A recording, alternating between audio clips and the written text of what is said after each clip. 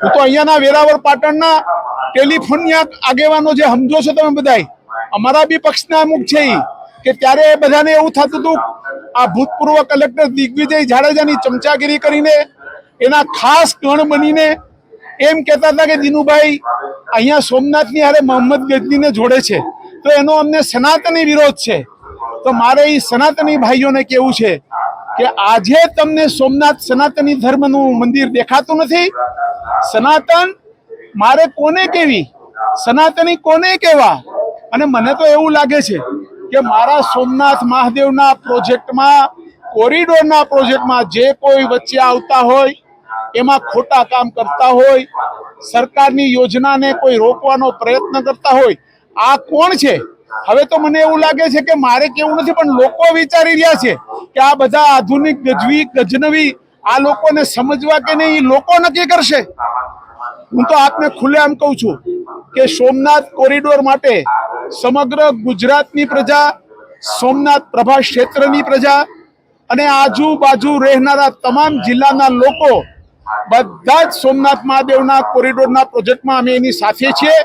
એમાં સૌથી પહેલ નજીકના દિવસોમાં કોડીનાર તાલુકા બંધનું એલાન આપીને સોમનાથના કોરિડોરના પ્રોજેક્ટના સમર્થનમાં 5000 યુવાનોની અમે પદયાત્રા કોડીનારથી સોમનાથ સુધી યોજવાના છીએ અને અમે એના સમર્થનમાં ઉભાના છીએ।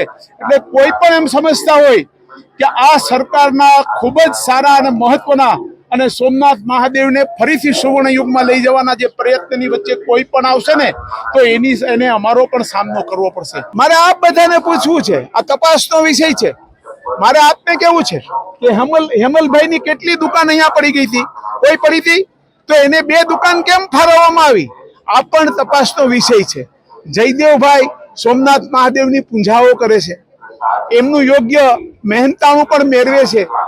હે બાલાભાઈ સામરા એ તો કર્મચારી હતા, એને તો ખૂબ સોમનાથ મહાદેવનું ખાધું પીધું, દાદાની સેવામાં રહ્યો। એવી એક હોટલની હજી બીજી 5 તમારી હોટલ બની જાય। એક હોટલ બનાવવા માટે ને એક હોટલને બચાવવા માટે તમે આ સોમનાથની વચ્ચે રોડા ના પાડો। આ બધા જ આપ સનાતની આગેવાનો છો, આપ તો વિચારો કે આપ સનાતની ધર્મના મુખ્ય રખેવાળો છો। તમને હજુ એમ હશે કે આ વહીવટી તંત્ર નિષ્ફળ જશે, તમને બધાને એમ હશે અહીંયા બેસેલો આપણો આરઈસી રાજેશ હાલ આ બધું અંદરથી થોડું થોડું બધું ચલાવી રહ્યા છે કે હાલનું વહીવટી તંત્ર આ કોરિડોર પ્રોજેક્ટમાં પાછું પડે અને એને હજી સપના આવે છે ઓલા દિગ્વિજય જાડેજાના। સમજાય મારી વાત? તમે આ બધા વસ્તુઓથી દૂર રહીને